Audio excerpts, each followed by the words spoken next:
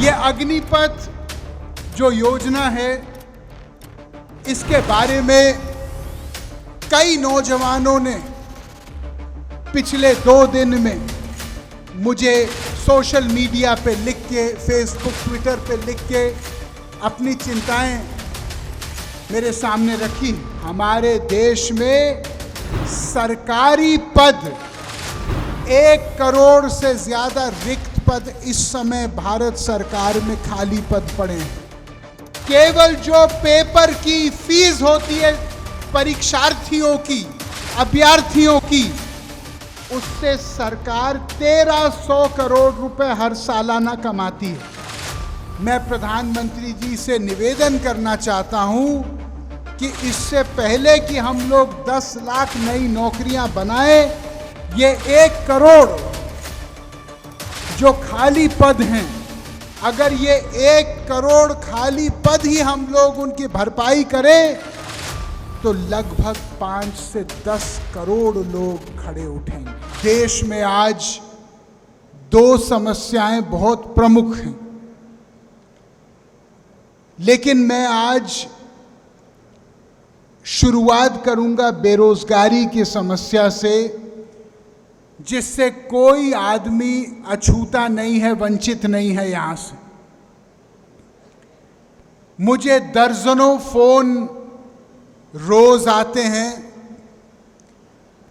पूरे उत्तर प्रदेश के, उत्तर भारत के लोगों के माध्यम से, जो मुझे बार बार एक चीज दोहराते हैं कि रोजगार की लड़ाई में कहीं ना कहीं हमारा देश पिछड़ते जा रहा है। आज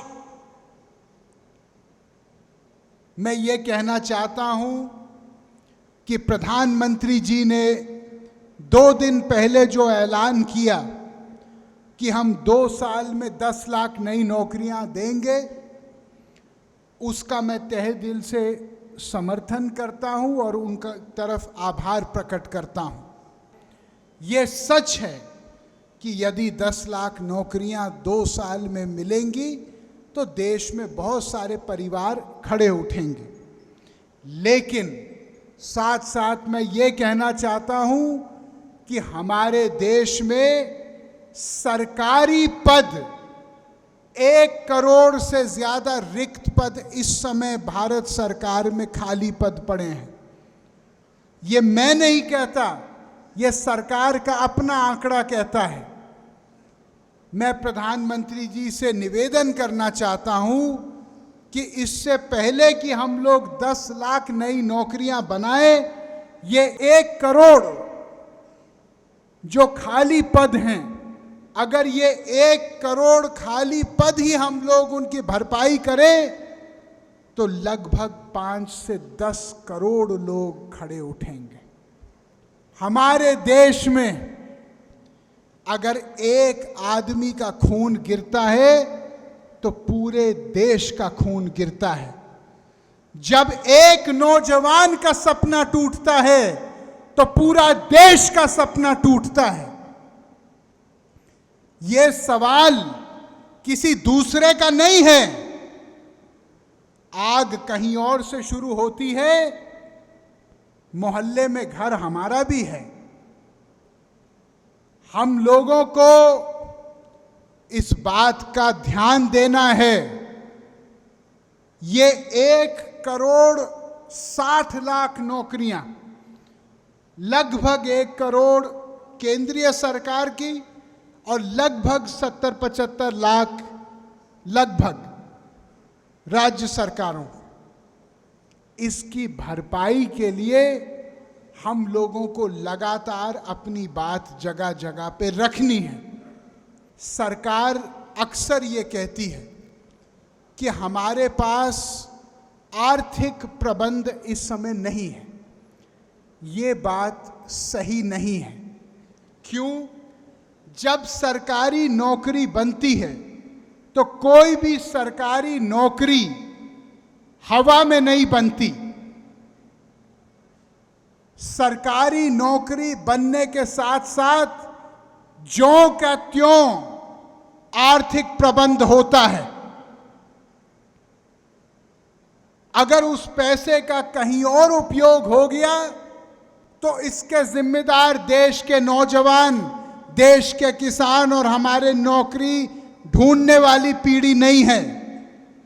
जो सरकार ने वादा किया है, हम देश की जनता उम्मीद ये करते हैं कि उस वादा की पूर्ण पूर्ति होगी।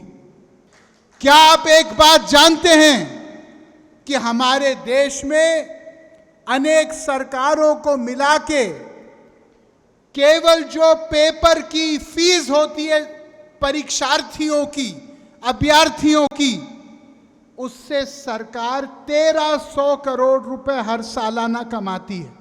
1300 करोड़ रुपए। सरकार का काम गरीबों के सपने के ऊपर एक बाजार और व्यापार खोलना नहीं है, सपनों की पूर्ति करना है। मैं सरकार से निवेदन करना चाहता हूं कि जो परीक्षार्थी है उसके एग्जाम देने पर यदि जगह नहीं मिली तो मेरा हाथ जोड़ के निवेदन है कि सरकार उनका एग्जाम फीस उनको लौटाना चाहिए वापस। कोई भी पारदर्शिता या समय सीमाबद्ध प्रणाली नहीं है हमारे देश में। आप जानते हो कि अक्सर ऐसा होता है कि 2016 में कोई परीक्षा लिखता है और ज्वाइनिंग लोगों की होती है 2022 में। क्यों? क्या आप जानते हो कि हमारे देश में जब एक नौजवान किसान, छोटा व्यापारी जाके लोन लेने की प्रक्रिया शुरू करता है तो इसके आंकड़े मैं आपको बताना चाहता हूं। 80% के आसपास लोन हमारे देश में, सरकारी आंकड़ा है, मेरा आंकड़ा नहीं है, लगभग 80% लोन उन उद्योगपतियों को केवल मिलते हैं जिनकी सालाना लेन देन, जिनका ईयरली टर्नओवर 100 करोड़ से ऊपर है। 55% केवल उन लोगों के पास जाता है जिनका सालाना लेन देन 1000 करोड़ से ऊपर है। यह सरकारी आंकड़ा है वित्त मंत्रालय का। जो बाकी 20% है वो कहां जाता है? 20% में 13% उन उद्योगों को जाता है जो सालाना लेन देन 5 करोड़ से लेकर 100 करोड़ तक है। इसका मतलब 99.9% जो भारत है उसको मात्र 7% लोन मिलता है हिंदुस्तान का। अब जब एक आम आदमी आत्मनिर्भर होने का रास्ता तय करेगा तो क्या वो अपने माता पिता से पूरे पैसे ले सकता है? नहीं ले सकता, क्योंकि इतनी किसी के पास आमदनी नहीं है। उसको बैंक से मदद की जरूरत है। अब जब बैंक में सारे मदद की प्रणाली ही समाप्त है एक आम इंसान के लिए, तो वो सपना क्या साकार हो सकता है? आप मुझे बताइए। हम लोग ये चाहते हैं कि 10 लाख नौकरियां जो प्रधानमंत्री जी ने घोषित की वो जल्दी से जल्द हो। मुझे पूरा भरोसा है होगा। साथ साथ जो 2014 में मुख्य पत्र में कहा था कि 2 करोड़ नौकरी प्रति वर्ष मिलेगी, उसके ऊपर भी हम लोगों को सोचना है। और मैं जानता हूं कि दुनिया की आर्थिक परिस्थितियां इस समय बहुत आसान नहीं हैं। मैं किसी के ऊपर दोष नहीं डाल रहा, लेकिन मैं केवल एक बात बोलना चाहता हूं कि ये 10 लाख शुरुआत होनी चाहिए। ये 10 लाख इस रास्ते का अंत नहीं होना चाहिए। जो 2 करोड़ नौकरियों की बात की गई थी वो नौकरियों की पूर्ति भी होनी चाहिए देश में, तभी गरीबी छटेगी। बात करना चाहता हूं इस अग्निपथ योजना की, जिसके ऊपर आज ही मैंने एक पत्र लिखा है माननीय रक्षा मंत्री जी को। ये अग्निपथ जो योजना है, इसके बारे में कई नौजवानों ने पिछले 2 दिन में मुझे सोशल मीडिया पे लिख के, फेसबुक, ट्विटर पे लिख के अपनी चिंताएं मेरे सामने रखी हैं। भाइयों, मैं सेना में तैनात एक नौजवान को एक सरकारी नौकर मुलाजिम नहीं मानता, मैं उसको एक तपस्वी, एक योद्धा मानता हूं।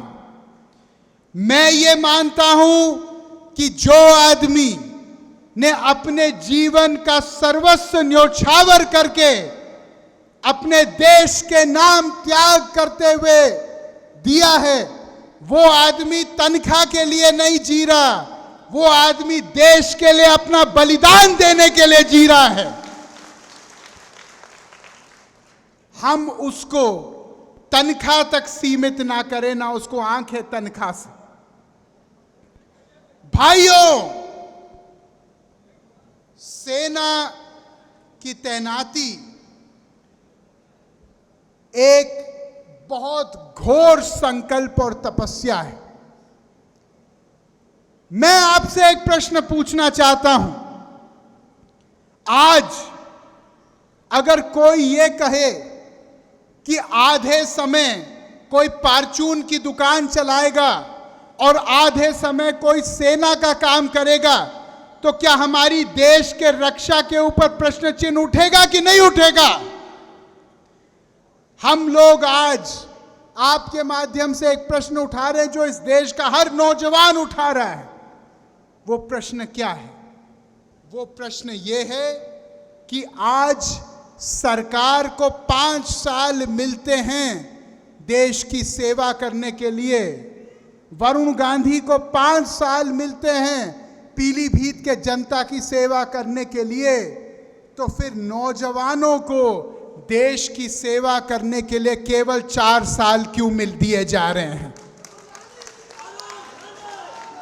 ये सवाल हर नौजवान के सीने में है कि नहीं है? हम लोग भर्ती प्रणाली पे बहुत दिन से चिंतित हैं। 17 से लेकर 21 तक सेना की भर्ती होती है। मैं सरकार से आज प्रश्न पूछना चाहता हूं, अगर कोई 22 साल का नौजवान है तो क्या उसकी जवानी चली गई है? उसकी जवानी कोई काम की नहीं है देश के लिए? अगर कोई 24 साल का लड़का है तो क्या अगर वो देश के लिए अपना खून देना चाहता है तो क्या उसका खून बेकार है देश के लिए? ये प्रश्न हमको पूछने चाहिए। आज आप किसी टीवी उठा के देखो, केवल हिंदू मुस्लिम नफरत गर्दी चल रही है। मैं ये पूछना चाहता हूं, अगर हम लोग इस माहौल में लाखों लोगों को लेंगे, उनके बाद 4 साल बाद हम उनको छोड़ देंगे एक छुट्टे सांड की तरह गांव में, और हम उनको बोलेंगे कि 4 साल तक तो आपका बहुत मान सम्मान था, 4 साल तक तो हमने आपको सलामी ठोकी, हमने आपको फौजी साहब कहा, और अब आपको प्राथमिक विद्यालय के बर्तन मांजने पड़ेंगे, तो क्या इसका सेना के ऊपर, सेना के मनोबल के ऊपर, सेना के शौर्य के ऊपर कोई फर्क पड़ेगा कि नहीं पड़ेगा? जब 4 साल एक आदमी वो वर्दी पहनेगा जिस वर्दी पे हम सब लोगों को गौरव है, और 5 साल बाद वैसे लोग आत्महत्या करेंगे गांव-गांव में, क्योंकि वो डिप्रेशन में आ जाएंगे, वो डिप्रेशन में आएंगे।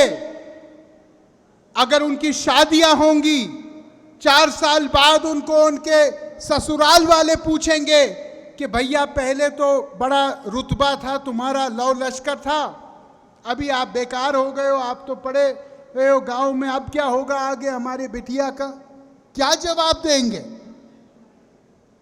मैं सरकार से पूछना चाहता हूं कि क्या एक एक आदमी जो सेना में इस